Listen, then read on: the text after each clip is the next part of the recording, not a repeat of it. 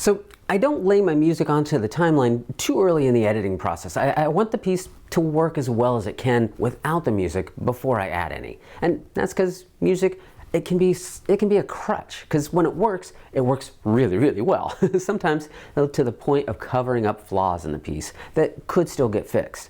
If I add the music too soon, it can make me complacent in my editing, and the finished product, it may not be as good as it can be.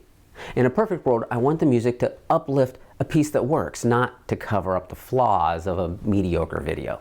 So I usually edit the interviews together and I get them working, and then I add the music before I'll add the B-roll. Sometimes I'll change that up, it depends on the piece, but it's around then for most projects. Adding the music technically is pretty simple. You just drop the music into your timeline on an audio track where you want it. We looked at that quickly in one of the Hit Film Express videos. But the artistic use of music, well, that can get a little trickier. And I'll go over a few things here, but just if you don't have a lot of experience with music, you may want someone who does to help you with this part. Nothing I'm going to go over here is too difficult if you know how music works, but if you don't, it might be a little overwhelming. So there are four main things we're going to cover here. Repetitions in the music to edit it to the length that I need, volume levels, the transitions between songs, and the ending. First, music, especially score music, is generally pretty repetitive. Just like, most pop music has verses and a chorus that gets repeated throughout a song, so does score music in a way. So if I need a song to be shorter or longer, I'll often repeat a verse, or remove one, or maybe just remove part of one to move to the song a little more quickly into the next section. It's just a matter of finding the beats and finding consistent beats to edit on.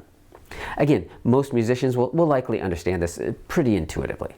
So to make the edit sound good, I'll find the beat that I want to edit on, and then the beat that I want the music to start back up on. So if I edit out on the downbeat of a measure, I'll make sure that the music starts back up on a matching downbeat, so that the music sounds continuous. Take a listen here.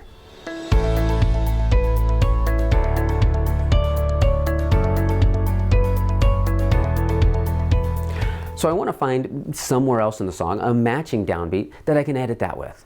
So if I need the song to be a little longer, I'll find a downbeat from earlier in the song so that I can repeat part of the song to make it longer.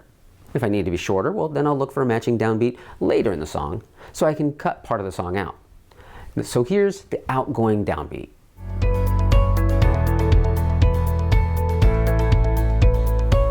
And here is the incoming downbeat.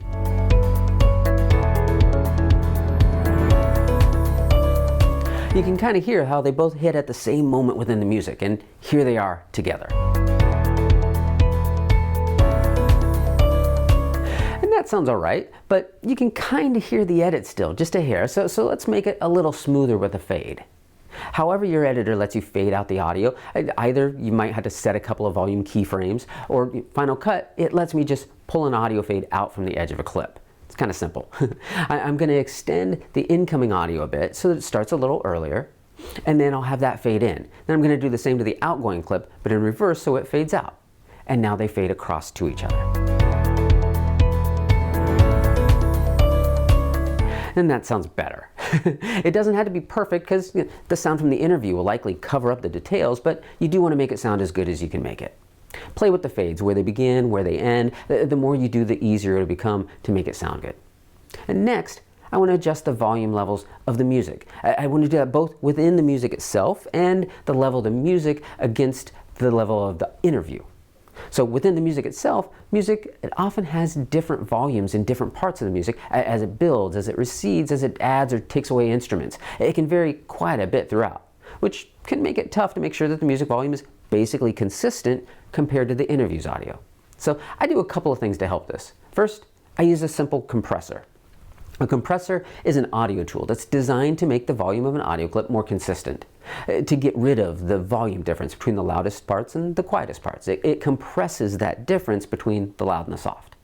You can be very aggressive and make all the audio sound basically the same volume, or less aggressive just to ease up the difference, and that's usually what I want.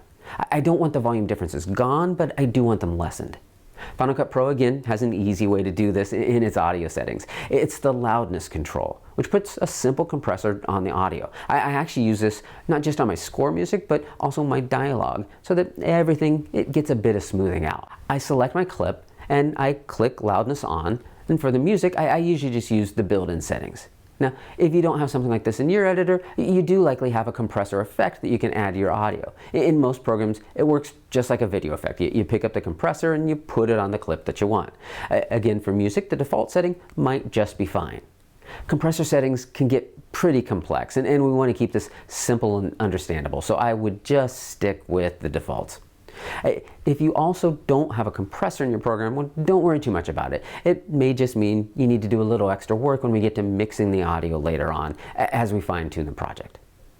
Once you compress the audio, you want to check the levels of the music. You just want to make sure that you can hear the interview above the music, that the music doesn't overpower what they're saying. Now you want to be careful. By this point, you've heard what they say over and over and probably over again, and so you're really familiar with it. So it's easy to mix the music too loud, well, because you can clearly understand what they say because you know what they're going to say before they say it. So you want to try to keep in mind, you want to really understand them, even if you're hearing them for the first time, and adjust the music according to that. So that's repetitions in editing and volume levels. And in the next lesson, we'll look at transitions and the ending.